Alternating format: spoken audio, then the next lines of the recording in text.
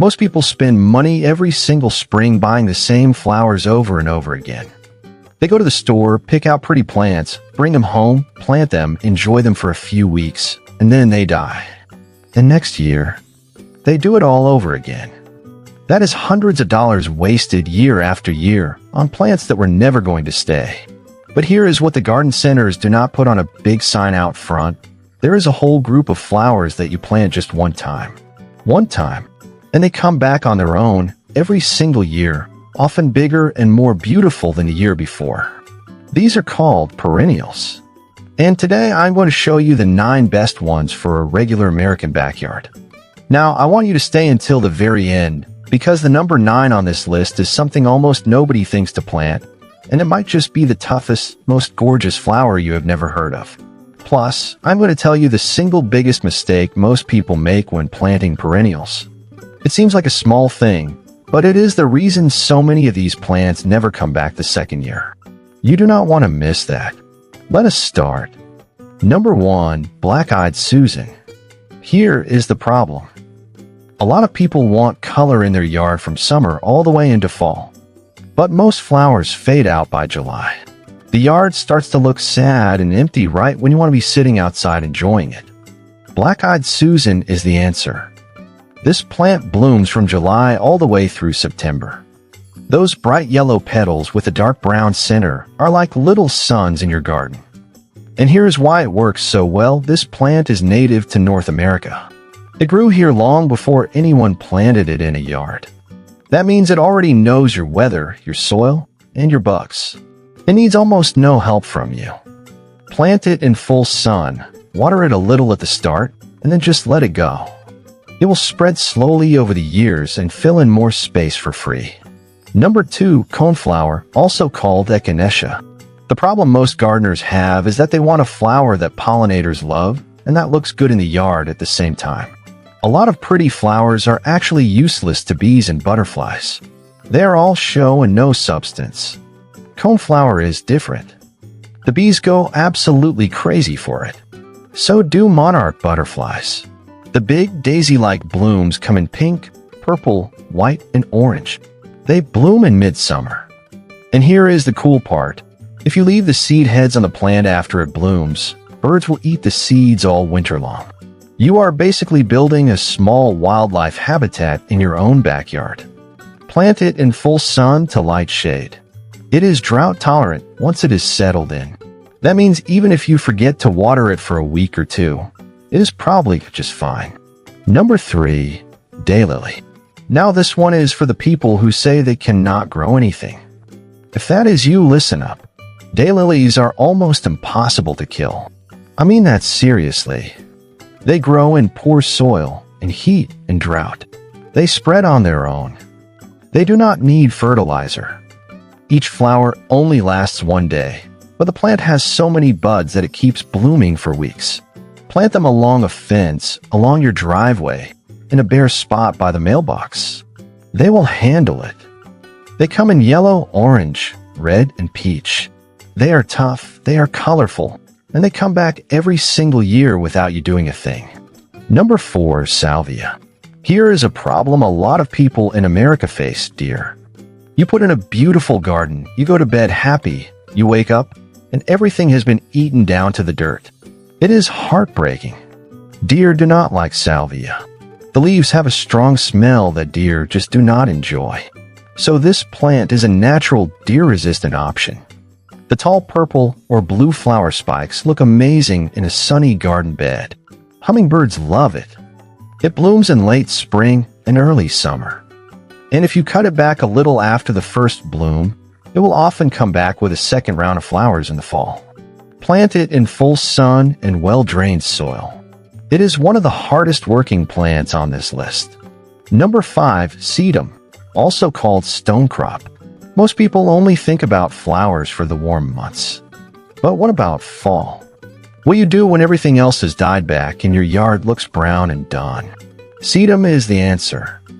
It blooms in late summer and fall, right when the rest of your garden is fading. The flowers are flat clusters of tiny pink, red, or white blooms that butterflies adore. But more than that, even after the flowers fade, The dried seed heads stay on the plant and look beautiful through winter. They collect frost and look like something out of a magazine. Sedum loves dry, sunny spots.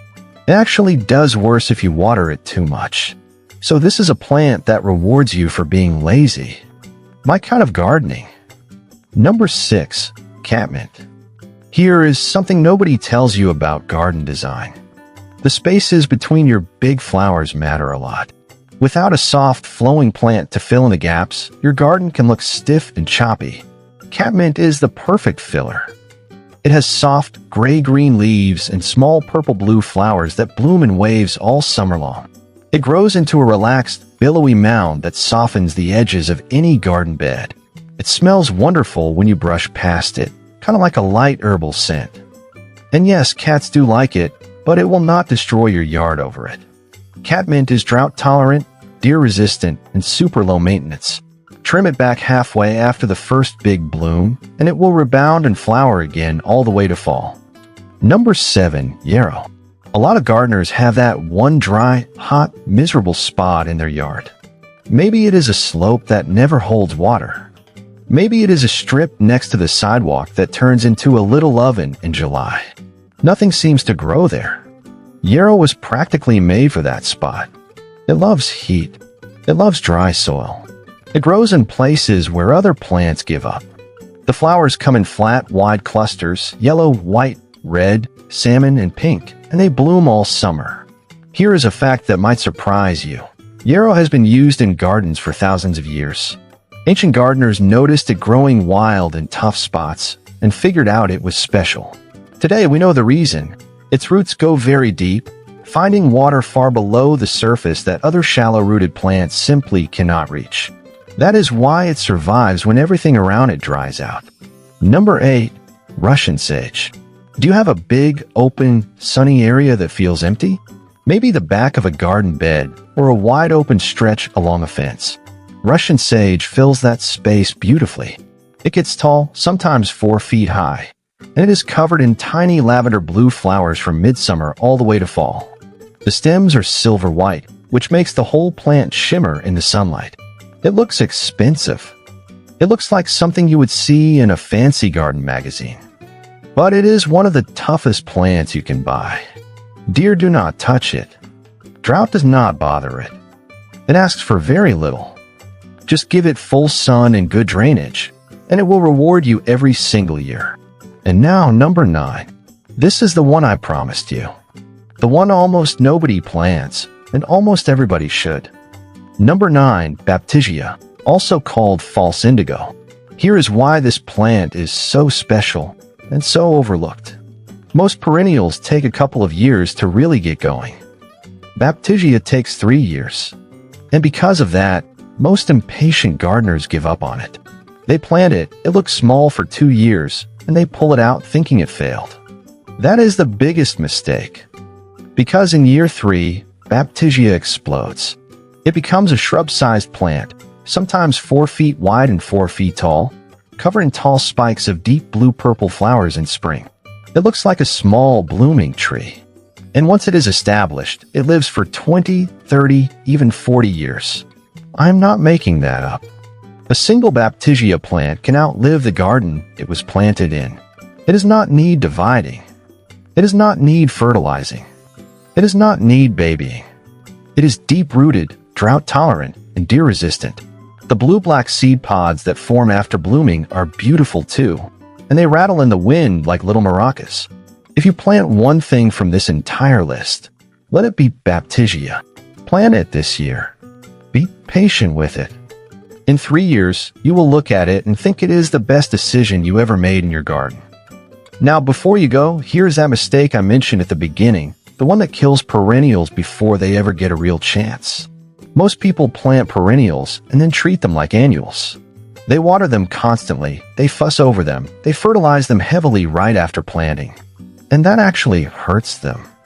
Here is the simple science. Perennials need to grow deep roots in their first year. That is their whole survival strategy, deep roots that can find water and survive winter. But when you water too much, the roots never go deep. Why would they?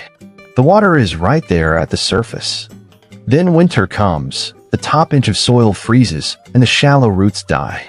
The fix is simple. Water your new perennials well for the first 2 to 3 weeks while they settle in. After that, back off. Let them figure it out. A little stress early on makes them stronger. Trust the plant. It knows what it is doing. These 9 plants are all the proof you need that gardening does not have to be expensive, complicated, or exhausting. Plant them once, give them a little time, and your yard will reward you with color and life every single year, without you spending another dollar at the garden center on the same old flowers. If this kind of gardening sounds good to you, smart, simple, and easy on your wallet, then you belong here on Chill Harvest Garden. Every day, I share ideas just like this one for regular homeowners who want a beautiful yard without all the fuss. Hit that subscribe button, not for me, but for yourself. Because every video is another tip that saves you time, money, and effort. And who does not want more of that? I will see you in the next one.